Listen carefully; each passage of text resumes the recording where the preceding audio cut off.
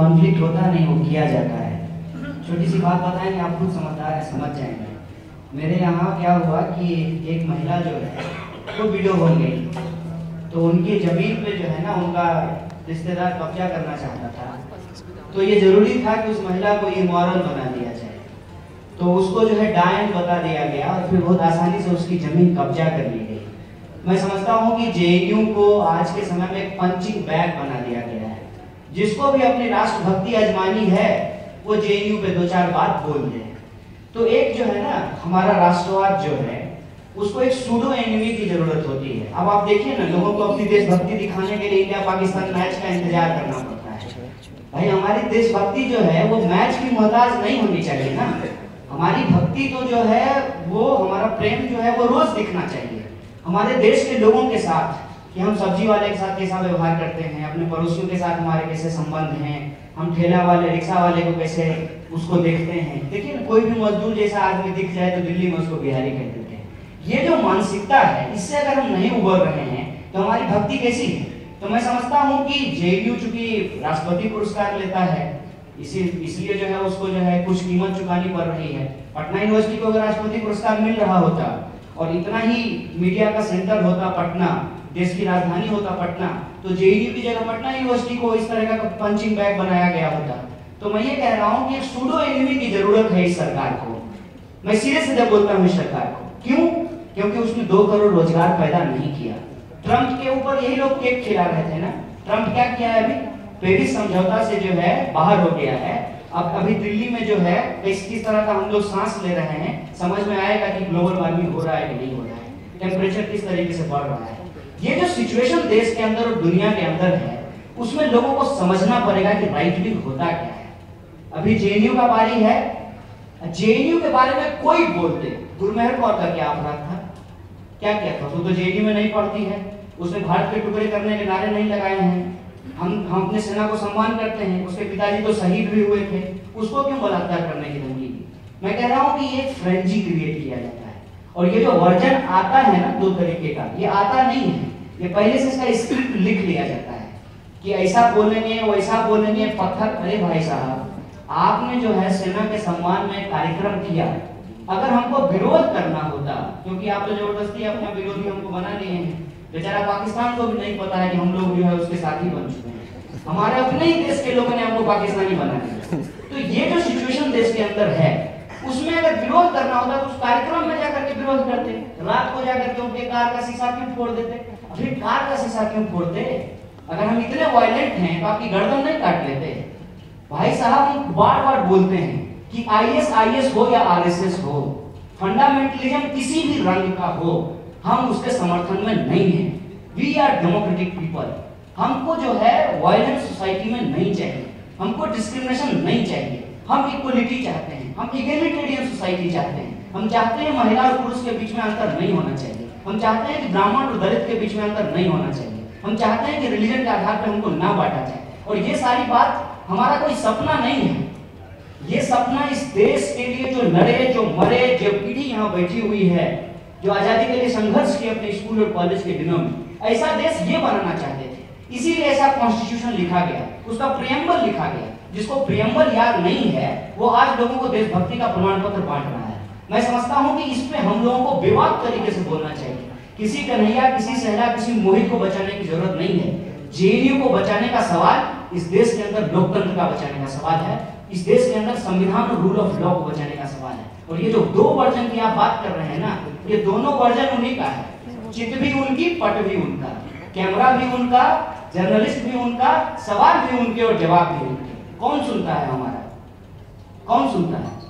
ये जो मैं कह रहा हूं कि जेएनयू को बीच में बार बार इसलिए लाया जाता है कि ये ना पूछा जाए कि इस देश के अंदर 2 करोड़ रोजगार पैदा हुआ कि नहीं हुआ, आपके खाते में 15 लाख रुपया पहुंचा कि नहीं पहुंचा, 200 रुपए दाल आप क्यों खरीद रहे हैं, मोदी जी का सीना क्यों सुकड़ जाता है जब हमारे जवान जो है देश के अंदर और देश की सीमा पे मारे जाते हैं, तब वो कहां चले जाते हैं कि अपने आप को ट्रंप के जो है बहुत बड़े दोस्त बताते हैं। और वो ट्रंप जो है भारत को ही कहता है, जिस कॉग्निजेंट के अंदर हमारे देश के लोग काम कर रहे हैं, उस कॉग्निजेंट को ट्रंप के द्वारा नोटिस दिया जाता है और वो ट्रंप कॉग्निजेंट कंपनी कहती है कि हम 2 लाख आईटी प्रोफेशनल्स को इस देश के अंदर बेरोजगार करेंगे। ये सवाल है। इन सारे सवालों को गुमराह करने के लिए जेएनयू को एक पंचिंग बैग बनाया गया है।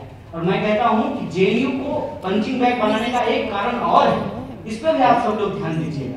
इग्निटेरियन सोसाइटी बनाने की बात करते हैं, मैं जिस जगह से आता हूं और जिस परिवार से आता हूं, सपने में भी नहीं सोच सकता था कि मैं जेएनयू से जाकर के पीएचडी करूंगा। और ऐसे बहुत सारे लोग हैं। मेरे साथ मेरे यूनियन में जो लड़का खड़ा था रामा, उसके पिताजी चूड़ी बेचते हैं। क्या आप इसी बगल में दिल्ली यूनिवर्सिटी में एक चूड़ी बेचने वाले का बेटा जनरल सेक्रेटरी बन जाएगा, इसका कल्पना कर सकते हैं?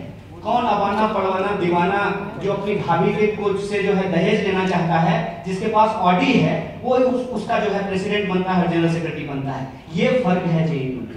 120 रुपए में इस देश के अंदर कौन सी जनता पढ़ाई कर सकती है? इस वजह से भी जेएनयू को टारगेट किया जाता है। दिल्ली में आप सब लोग पत्रकारिता कर रहे हैं, दिल्ली में आप अपना घर खरीदना चाहते हैं, घर का दाम कितना है? जेएनयू है प्राइम लोकेशन में, बसंत कुंज में जेएनयू है। 1000 एकड़ जमीन है जेएनयू के पास। इस देश के अंदर, माफ कीजिएगा आपको नहीं कह रहे हैं, पता नहीं अगर आप कर रहे होंगे तो आपको भी बोलेंगे, इस देश के अंदर जो कॉर्पोरेट लूट है उसमें 1000 एकड़ जमीन को जो है उस पर जो है निगाह है इस सरकार की, इसको प्राइवेट हाथों में बेच दिया जाए। इसलिए जेएनयू को इस तरीके से टारगेट किया जा रहा है। मैं समझता हूं कि जेएनयू सवाल नहीं है, सवाल है इस देश का बेरोजगारी, इस देश के अंदर कास्ट डिस्क्रिमिनेशन, जेंडर डिस्क्रिमिनेशन। इन सवालों पे हमको बात करना चाहिए। मैं तो आप लोगों से अपील करना चाहता हूं, क्यों जेएनयू को दिखाते हैं? जेएनयू का न्यूज दिखाना बंद कर दीजिए। जेएनयू में 8000 स्टूडेंट पढ़ते हैं, 8000। हमारे कॉलेज में, मैं जिस कॉलेज से पढ़कर गया हूं, उस कॉलेज में 33000 स्टूडेंट पढ़ते थे और हमारे यहाँ बैठने के लिए जगह नहीं था। पूरा देश का जो है 80% एजुकेशन से रिलेटेड न्यूज जो है आप जेएनयू को दे देते हैं, बाकी 20% में आप पूरा देश देते हैं। पूरे देश में आप 98% न्यूज दीजिए, 2% आप जेएनयू को दीजिए। जेएनयू सवाल नहीं है, सवाल इस देश के जो बुनियादी सवाल हैं उस पे हम लोगों को बोलना चाहिए। कन्हैया जी, जो आपके कन्हैया जी आपका सवाल है, सवालों का जवाब देंगे या फिर इस स्टॉप मॉब लिंचिंग के नियत के सवाल है? सवाल ये है कि जब भी केरल में जिस तरह के वहाँ पे कांड हो रहे हैं, जिस तरह से केरल में हत्याएं हो रही है, पश्चिम बंगाल में, मालदा में, उत्तरी 24 परगना में, उस पर आपका कोई स्टेटमेंट नहीं आता। दरअसल स्टॉप मॉब लिंचिंग के नियत का सवाल, इस पर आप बताएंगे? सर वो बताने के पहले मैं एक चीज बोलूँ सर जब मेरा जवाब सुन लीजिए। देखिए, बहुत अच्छी बात है कि आप नियत पे सवाल खड़ा करते हैं, लेकिन जानते हैं आप किसकी नियत पे सवाल खड़ा कर देते हैं? राह चलते आदमी की नियत पे सवाल खड़ा कर देते हैं। नियत ही अगर आपको जाननी है तो उसकी नियत पे हम क्यों ना सवाल खड़ा करें जिसके हाथ में पावर है। इस देश के अंदर ये जो सवाल आपने पूछा मैं उसका जवाब दे रहा हूं। इस देश के अंदर छत्तीसगढ़ में जवानों को मार दिया गया। नियत किसकी जानने की कोशिश की गई?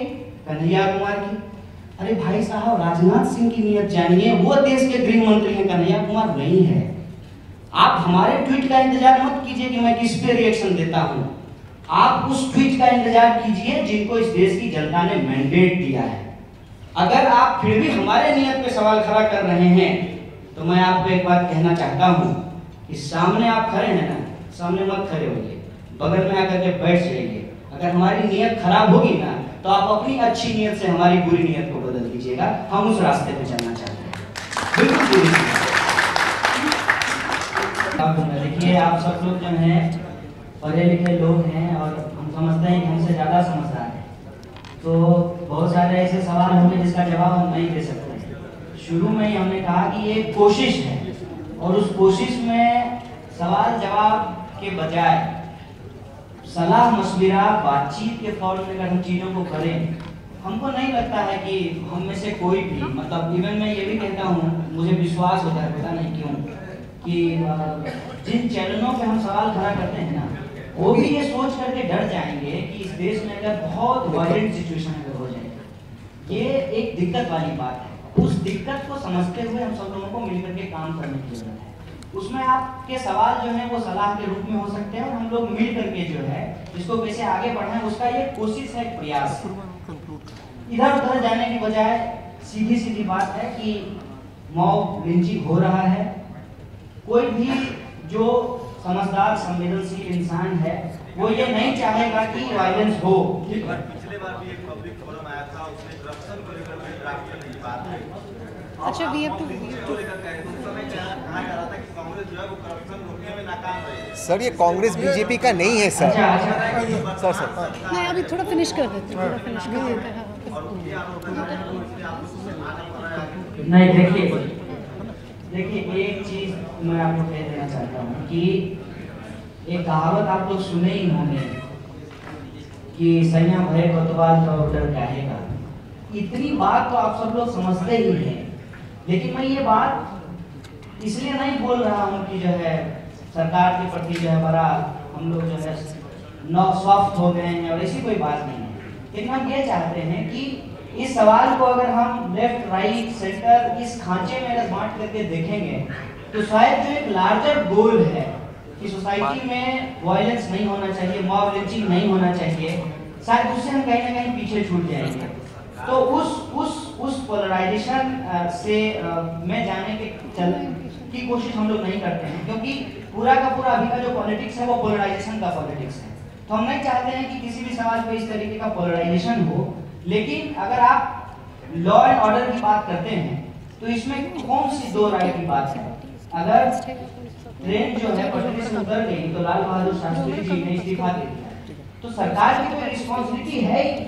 जब रूल ऑफ लॉ नहीं है, लॉ एंड ऑर्डर मेंटेन नहीं होता है, तो सरकार तो कटघरे में खड़ी होती ही होती है।